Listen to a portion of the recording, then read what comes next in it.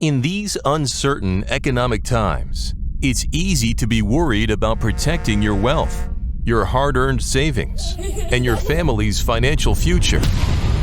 Plunging interest rates, the devaluating dollar, and political unrest constantly threaten what you have worked hard to earn and all that you own. That's why now it's more important than ever to protect your assets and have the money you need to make your dreams come true. Welcome to the Global Wealth Fortress Report with successful global entrepreneur and wealth preservation expert Joel Nagel. Joel's helped thousands of people just like you protect what you have so that you can make even more and make your every dream come true. So, sit back and enjoy Joel Nagel's offshore expert advice on how you can live the good life at a great price, where the sun never sets on your financial fortress.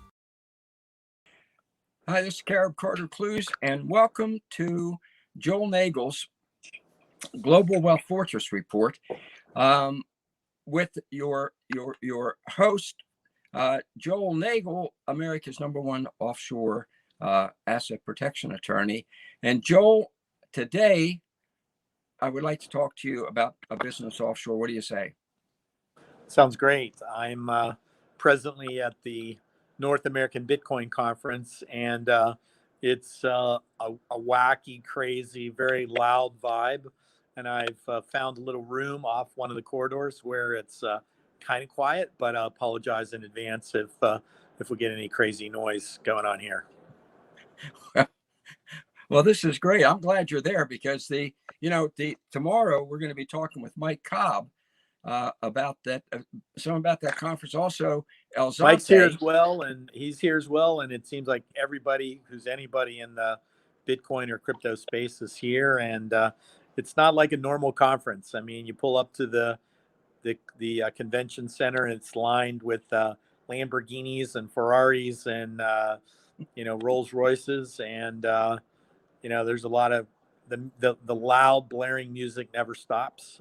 But it's amazing though, and incredible. Of course, Bitcoin is really becoming a vehicle for asset protection, and I'm sure we could do a whole show just about that. But I know we want to talk about taking a business offshore. So I do want to do a show with you on that. And tomorrow we're going to talk about El Zante Bitcoin Beach with Mike. But on that subject of a business offshore, and of course the whole idea of Bitcoin ties in with that. But I went to your website, okay, which I do often. There it is, folks. Look at that. Nagellaw.com. You read that thing more than I do, Carter. I have to give you credit. Well, what was it somebody once said, when I want to read a good book, I write one. Well, you wrote the website, so I'm the one that has to read it. But in the circle in red is the Knowledge Center. So, folks, click on that. And when you click on it, this page opens up. And then circled in green is what we're going to talk about today. And that is how to select the best country for your offshore business.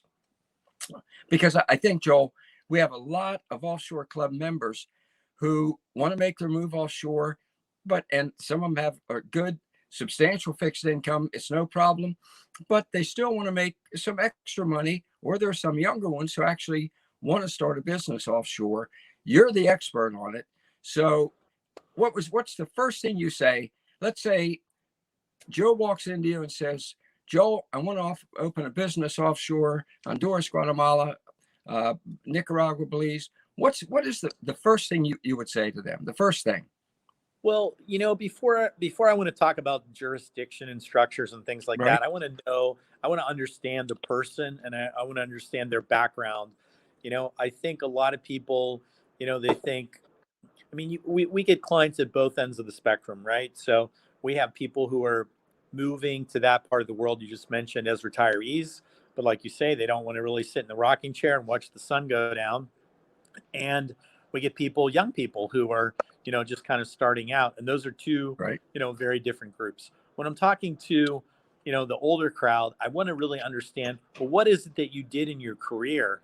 And is something that you did in your career in the US, Canada, Europe, wherever you're from, is that applicable to the area where you're going? because in a lot of cases it absolutely does, right? Like, hey, I was a director of an IT company, and I want to move somewhere south. Well, guess what? They're in IT people are in huge demand. So you start a little IT company in Costa Rica, it's going to do great. And the only thing you have to understand is the nuances and the differences between what you were doing in the US and doing the same thing in Costa Rica, but in a different legal environment. So Right. that's not a hard thing to do. But what normally happens is people decide they want to do something completely different. So, I have a guy who was for 40 years, he was a truck driver, and now he's going to move to Belize and he's going to open a restaurant and a bar. Okay. Not a good idea. I mean, I ask him, well, what do you know about the restaurant business? What do you know about the bar business? Do you know that 90% of those businesses fail? I think if you're going to do that, you really want to take baby steps. So if that were my client and said they wanted to do that, I'd say, look, put your money in a 1-year CD, go down to the country you want to be in, get a job in that industry, and make sure you really understand it, that you like it, that it's compatible. Because once you've invested all of your retirement to figure out it's not compatible when it's not going to work, that's a Yep. bad time to discover that. So that's one Excellent. thing. Excellent. With young people, that part's usually easier. They're really more geared towards what it is they can do. And for young people, I think the technology is allowing them to do more and more. In some cases, they can do exactly the same job. They can work for a company, and I think COVID has proven to everybody that if you worked for a company in Cleveland and they said, hey, stay in the suburbs, stay home, we don't want you commuting, we don't want you spreading germs. Well, what difference does it make whether you're in a suburb of Cleveland or in Panama? You can do the exact same job. I mean, once you're virtual, and it doesn't matter where. And I Yep. think young people are picking up on that. You hear a lot about digital nomads, but even the people who want to like plant a flag somewhere, it's easier and easier for them because the countries where they want to go. We spoke the last few weeks about residency. It's easier and easier for a young person, particularly if you tell the authorities, hey, I don't need a job, I have a job. What does that mean? That means I'm going to work virtually for my company in Cleveland or Houston or San Antonio, wherever, and the money's going to come to me in Belize, Panama, Costa Rica. I'm not going to take somebody's job. I'm going to create a job because I'm going to spend it in that area, right? I'm bringing more money to the party. But if it's something that you can do as, let's say, an independent contractor, there's definitely a lot of advantages to doing your job, your business abroad as opposed to in the United States. So, Right. one of the things is there's something called the foreign earned income exclusion, or FEIE for short. Yeah. The foreign earned income Yep. exclusion is going to exempt about $109,000 of the first $109,000 of your income, plus there's a exemption for a housing allowance. So again, if I'm doing that virtual work for a company in Cleveland, if I'm an employee, that's one thing. But if I start my own company and I can get the company in Cleveland to pay that company, and then that company pays me, that then I can really take advantage of a lot of those perks. Plus, my travel back and forth is probably going to be tax deductible. There's a lot of things you can do by structuring a business that's your business as opposed to just being an employee. But we Let me get make people. sure. Let me make sure I understand that because I read about that on your website, folks. Check it out right there, the Knowledge Center. You'll see the question there. The foreign earned income exclusion lets you take a salary of up to 100. Back then in 2017, 102. Now you say it's 109, right? Yeah, it's indexed for inflation, so Okay. it'll probably go up a good bit when they come out with the new amounts for From 2022. your offshore corporation tax. Now, to get that 109,000 tax free, can you do it if you work for another company or you have to have your own company? I just want to be clear on that. No, you can actually get that exclusion either way. It's The exclusion itself has to do with your residence, okay? And the Okay. fact that you're working and living abroad. You can be working directly for a U.S. company, but a lot of cases it's easier for some of the other expenses and things that you might want to deduct. Um, for example, well, I don't want to get too far down in the weeds regarding Social Security and Right. those types of taxes, but it can have an impact there regarding the foreign earned income exclusion amounts as well.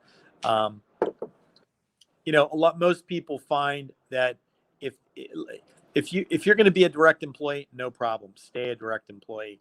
Go to a different country, you can apply for the foreign earned income exclusion, and you'll get it. Good. Um, Good. on the other hand, if you can do the work through your own company and you can have your company contract with your former employer and turn it into, a independent contractor relationship, it's even better. That's even better. Good. All right. So, in today's tax bracket, 100,000, you'd save about $30,000 a year by going offshore and doing what you're doing here in this country. Is Yeah, that and then most states, not all states, but most states have state income tax as well that you're getting rid of, and so yeah, you can save quite a bit. which We is have pretty cool. we see a lot of people moving from high tax states like California, New York. By the time you have let's say New York City tax, New York State tax, federal tax, they could be paying upwards of 45%. Right. And so they can move offshore, let's say to Belize or uh, now you're in Belize right now, right? No, I'm in Miami, but I was in Belize up until I came here. I'm slowly working my way back. Back to Pennsylvania. Well, let me warn you, it's pretty cold up here. I'm in route back, and I heard it when I get home. It's supposed to be 3 degrees, and I don't have a jacket, so I'm not looking forward to that. It's very. That's why I'm hoarse right now, is because how cold it is outside. But so I open a business, and I can get this what to me is a very substantial tax reduction. So how hard is it? And I know it must vary from country to country, but how hard is it to open? I'm a writer, so first of all, should I incorporate in? I own a home in Honduras. Let's say I had to move down there to our place down there, and I want to just write and have clients like I do now. Should I incorporate or not incorporate, and how hard is it? I probably would incorporate. Um, I might not necessarily incorporate the company in Honduras because the foreign earned income exclusion doesn't say that the foreign company and your foreign residency have to be the same jurisdiction. So, for example, if I was living in Honduras, I might set up an offshore company in Belize. I might open a US dollar bank account in Belize, then a personal account in Honduras, and let the money come into your Belize companies, keep it in dollars. If you need so much money to live on, remit that to Honduras. It's going to get converted. Once it gets to Honduras, you're going to spend that money on groceries, rent, whatever, and you're going to keep what you want to save and invest more in the US dollar side, and you'll get that exemption amount. And Why I'm, would I'm, why go ahead. would I know on the website it says that that for maximum asset protection, it goes right with what you're saying now, Joel. For maximum asset, it should be you should open your business in a country different from where you're or open your bank account different from where you're operating the business. And for people like me, I don't understand. I don't get it. Well, there's a whole variety of reasons, and we can go down through them. In some countries, you have exchange controls when the money comes in. Like we mentioned Belize before. If you have a local Belize bank account, when the U.S. dollars come in, they automatically get converted. Right. I'm pretty sure that's what happens in Honduras too, right? Right. If you send dollars from Pennsylvania to Honduras, it immediately gets converted, whether you want it converted or not. So, converting it into local currency is easy. Converting it out back to dollars is hard, or in some cases impossible. Depends on the exchange control laws. And, Colombia is another good example where, it's very easy to move the money in and very hard to move it out. So you're kind of stuck then spending it in local currency.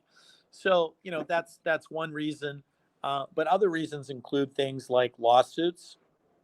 If I set up a company in any country and I'm interfacing in such a way that that company might get sued, I don't want to have all my proverbial eggs in one basket. I'd rather have, the bulk of them in another jurisdiction, which is going to make it hard or impossible for somebody to go after those assets. So, those are just a couple of the reasons. A lot of people refer to it as planting different flags. You have a residency in one country, you have a company in a country, you have a bank account in a country, and you're really doing it to layer the protection.